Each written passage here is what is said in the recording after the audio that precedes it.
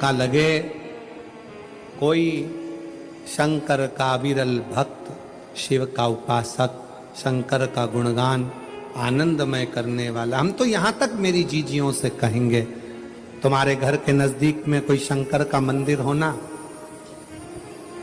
ओ मेरी बहनों, मेरी जीजियों, मेरे जीजाओं, मेरी बेटियों, बेटाओं, तुम्हारे नजदीक में अगर शंकर का मंदिर हो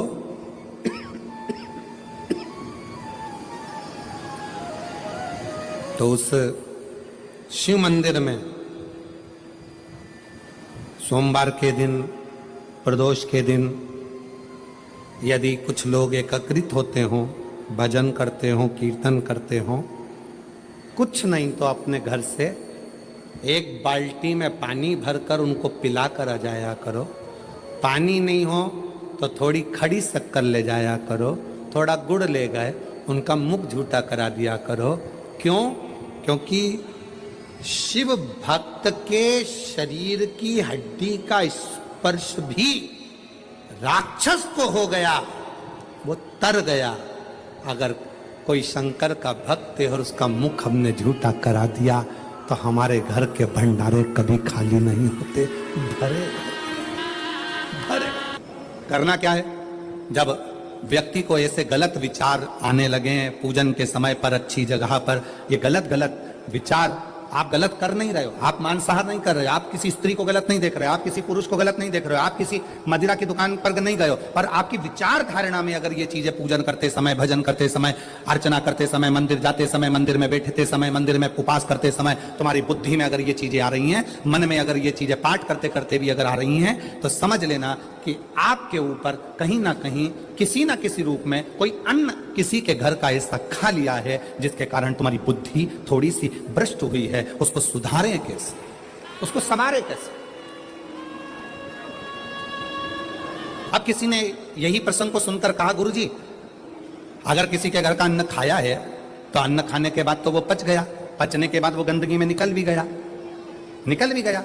अब तो वो विचार आना बंद हो जाना चाहिए। अब तो 1 साल हो गया, 2 साल हो गया, 1.5 साल हो गया, 6 महीना हो गया, तो भी वही विचार आ रहा है। तो हमारा निवेदन है, भोजन करने के बाद भोजन पच जाता है, भोजन करने के बाद भोजन समाप्त भी हो जाता है, पर उस भोजन से जो रक्त की 4 बूंदें बनती हैं वो इस शरीर में दिन रात तुम्हारे मरते दम तक दौड़ती रहती है, शरीर में वो रक्त की बूंद चलती रहती है। इसलिए विचार 1 साल, 2 साल, 4 साल, 6 साल, 15 साल जैसे चलते रहते हैं। उस विचारों को, गलत सोच को, गलत विचारों को, गलत दृष्टि को समाप्त कैसे करें?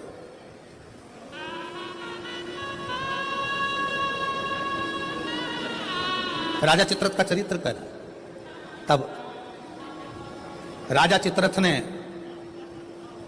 गलत विचार से पार्वती जी और शिव जी को देख लिया, गलत विचार से। शिव जी कुछ नहीं बोले, कुछ नहीं, पर पार्वती मैया ने राजा चित्ररथ को श्राप दे दिया। श्राप।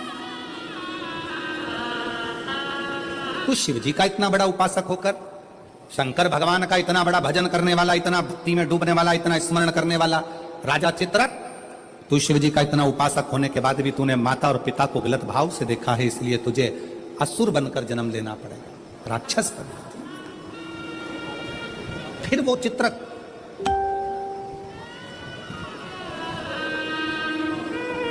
वृत्रासुर के रूप में जन्मा। क्या नाम हुआ था उसका? वृत्रासुर, जिसको इंद्र ने मारा था दधीचि ऋषि की अस्थियों से। गलत विचार। क्या करा जा? राजा चित्ररथ को जब श्राप लग गया असुर बनने का, राक्षस बनने का, तो राजा चित्ररथ ने हाथ जोड़कर शिवजी से पूछा, मेरी मुक्ति का साधन बताओ। शंकर भगवान नहीं बोले। चित्ररथ तुम रुका जी के पास गया, तब तुम रुका जी जो वक्ता है, तुम रुका जी जो कथा कह रहे हैं, तुम रुका जी जो भगवान शिव का गुणगान कर रहे हैं, वो तुम रुका जी ने कहा, चित्ररथ एक काम कर, कामधेनु गाय का दूध का घृत ला और उस घृत से तू शिव का अभिषेक कर, शंकर का अभिषेक।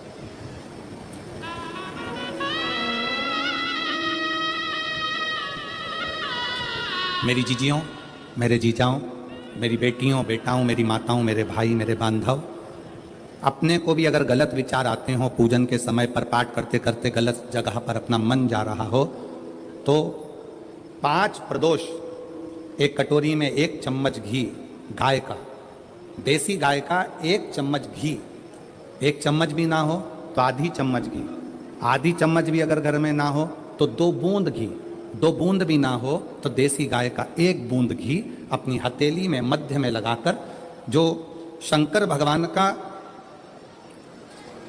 भगवान शिव जी का जो शिवलिंग होता है, उस शिवलिंग के ऊपर के भाग पर अपनी हथेली को रखकर, और जो अशोक सुंदरी वाली जगह है उस जगह पर अपनी हथेली का घर्षण करना चाहिए। लगभग 5 प्रदोष अगर आपने कर लिया तो निश्चित है आपकी बुद्धि में कभी गलत विचार पूजन करते समय आएगा ही नहीं, और गलत दृष्टि की ओर जाओ।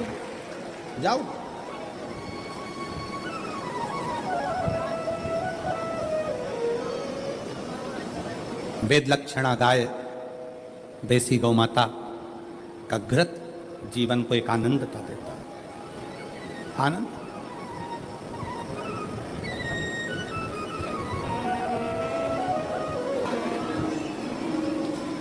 गौ माता का, देसी गाय का घृत, वेद लक्षणा गाय का 1 बूंद घृत हाथ की हथेली पर लगाकर शिवलिंग के ऊपर और अशोक सुंदरी की जगह पर घर्षण करने से जो गलत विचार, गलत सोच, गलत दृष्टि, गलत भाव, ये समाप्त हो जाता है। समाप्त हो। प्रदोष का, प्रदोष, ये 3 समय एक ऐसा समय है, मान लो सुबह यदि आपको समय ना मिले भगवान शंकर का गुणगान करने के लिए, मान लो दोपहर का समय ना मिले शंकर भगवान का गुणगान करने के लिए, तो शिव पुराण कहती है जब सूर्य डूब रहा हो, प्रदोष काल का जब समय हो, तब उस शंकर का गुणगान करो तो सारी जिंदगी तुम्हें किसी के आगे हाथ नहीं फैलाना पड़ेगा।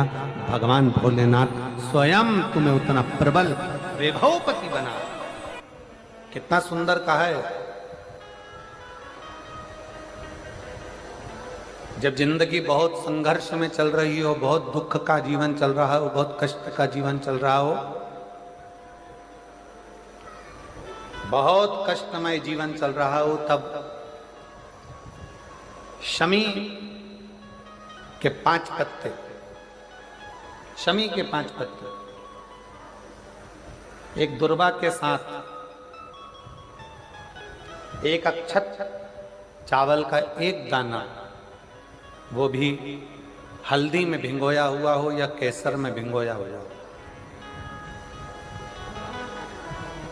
शमी पत्र 5, 1 दुर्वा, 1 चावल का दाना, जो दिल से, हृदय से बेलपत्री के वृक्ष के नीचे पार्थिव लिंग का निर्माण कर कर मट्टी का शिवलिंग बनाकर प्रदोष काल में, मतलब शाम के समय पर शिवलिंग बनाकर उस पे जल चढ़ाकर, जो ये 5 शमी का पत्र, 1 दुर्वा और 1 चावल का दाना अपनी कामना कर कर, जो दुख चल रहा है बाबा से विनय कर कर 1-1 पत्ता जब समर्पित कर दे, फिर 1 दुर्वा समर्पित कर दे, फिर 1 चावल का दाना समर्पित कर दे और बाबा का वहीं पर पुनः विसर्जन कर दे, 3 महीना तो जाने दो, 15 दिन के अंदर वो दुख कटता जरूर है, चाहे कोई भी दुख, किसी भी तरह का दुख क्यों हो। मेरे मंदिर में शिवरात्रि के दिन तूने दीप लगाया, प्रकाश करा, मेरे शिवालय में तूने प्रकाश कराया, मैं तुझे वर देता हूं, कुबेर के सिंहासन पर तू बैठे। ऐसे एक बेलपत्र के वृक्ष की परिक्रमा करने वाले को हजारों अश्वमेध यज्ञ का फल प्राप्त हो जाता है, हजारों अश्वमेध यज्ञ का फल प्राप्त हो जाता है। उसी तरह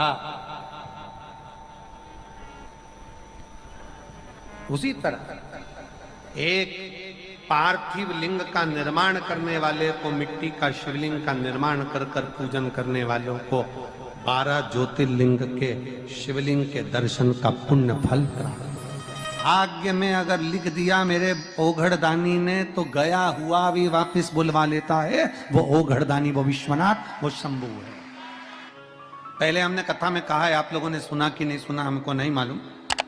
स्मरण किया होगा कि शिव महापुराण में पहले वर्णन करा है कि शंकर जी पे चढ़ा हुआ जल लाकर अपने दरवाजे की चौखट पर छींटो। सुना था कि नहीं सुना था? जम के बोलो जरा, सबने सुना था ना कि अपने दरवाजे की चौखट पर छींटो, अपने दरवाजे के अंतर्गत छींटो। उसका कारण क्या था? उसका केवल एक कारण है कि भगवान शंकर पर चढ़ा हुआ जल अगर थोड़ी सी भी रज लगकर आ गई, भगवान शिव का चढ़ा हुआ जल अगर हमारी चौखट पर, दुकान पर आकर अगर छिटक दिया तो कुबेर का भंडार मेरा महादेव भर ही देता। और तो और कितना सुंदर संवाद किया महाराज जी। प्रयास करिएगा जीवन में एक बार, बन सके, अगर बन सके जीवन में एक बार प्रयास करिएगा। अगर गुरुवार का प्रदोष पड़ जाए, कौन से वार का? गुरुवार का प्रदोष पड़ जाए, बृहस्पतिवार का यदि प्रदोष पड़ जाए तो प्रदोष के दिन, प्रदोष काल में, प्रदोष के दिन, प्रदोष काल में किसी शिवालय में जाएं, शंकर के मंदिर में जाएं, एक ही दिए के अंदर एक फूल बाती, कैसी बाती है? फूल बाती, और उसी दिए के अंदर एक लंबी बाती, दो बाती। कौन सी बाती हैं? जम के बोलो जरा।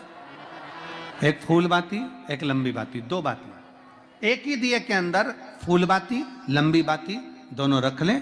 थोड़ा सा घृत की बातियां, तेल की बाती नहीं, घी की बाती रखें, और दोनों बातियां उसमें रखकर 3 बेलपत्र भगवान शंकर के मंदिर में लेकर जाएं। दिए को भी प्रज्वलित नहीं करना है। पहली बेलपत्र नंदीश्वर की, जो ऊपर का भाग होता है जिसको हम शिव तत्व भाग कहते हैं, नंदी के पीठ पर एक भाग होता है जिसको शिव तत्व भाग कहा जाता है, वो नंदी की पीठ पर जो भाग है वहां पर एक बेलपत्र समर्पित करें। दूसरा बेलपत्र आप जो माता पार्वती जी का,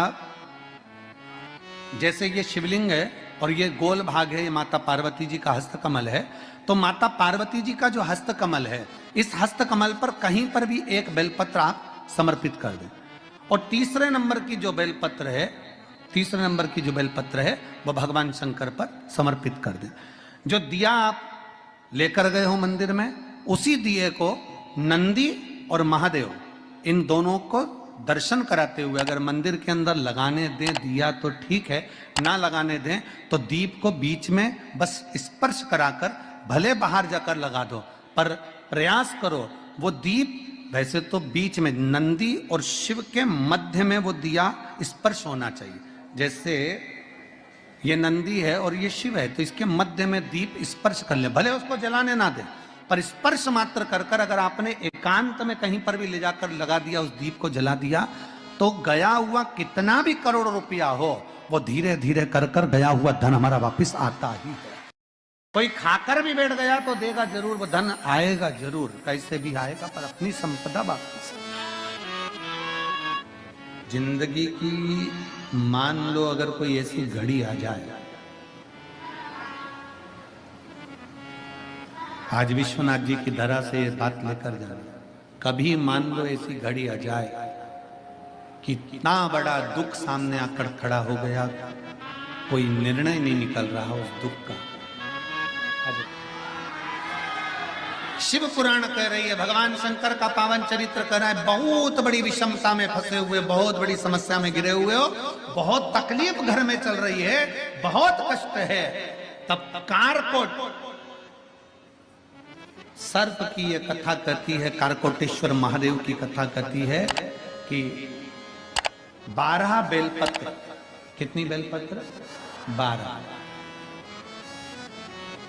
4 गड्डियां 3-3 बेलपत्र की बनी,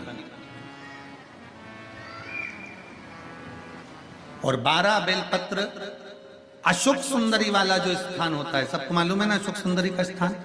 अशोक सुंदरी वाला जो स्थान होता है, वो 12 की 12 बेलपत्र की 4 जो गड्डियां हैं, वो गड्डियों को चार बेलपत्र का जो क्रम है वो पूरी गड्डियों को, तीनों चारों को ले जाकर शंकर भगवान के उस सुंदर अशुभ सुंदरी वाली जगह पर केवल महीने की, किसी भी महीने की 2 प्रदोष आप अपने हृदय से बाबा की अशुभ सुंदर वाले स्थान पर समर्पित कर कर 1 लोटा जल शिव जी को उत्तर की ओर मुख कर कर समर्पित करें। कारकोटेश्वर महादेव का नाम लेकर समर्पित करिए। कैसी भी विषम परिस्थिति चल रही होगी उसका हल निकल ही जाएगा,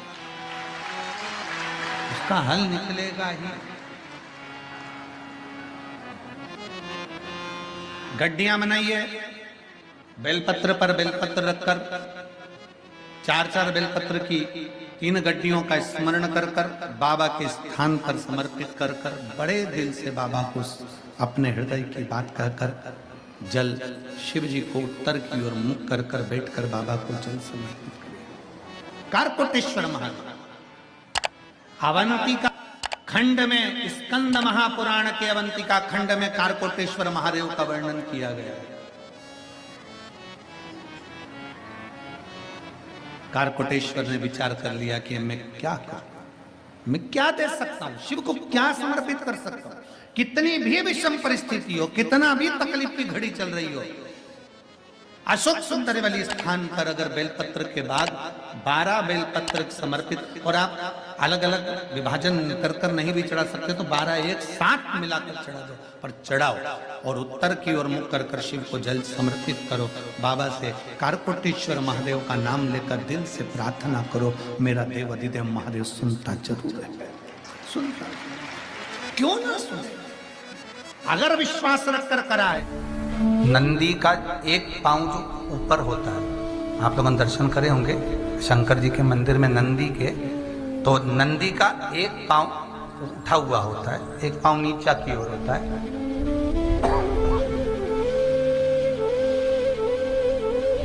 शिव पुराण की कथा कहती है, मान लो कोई हड्डी से जुड़ा हुआ रोग, नेत्रों से जुड़ा हुआ, मस्तिष्क से जुड़ा हुआ कोई रोग रहता है, तो एक नीले कलर का फूल आता है महाराज, उस फूल में हल्दी डालकर गुरुवार का प्रदोष पड़ने पर जो नंदी के पांव के पास समर्पित कर देता है महाराज, उसका रोग धीरे धीरे समाप्त होने लगता है। लिंग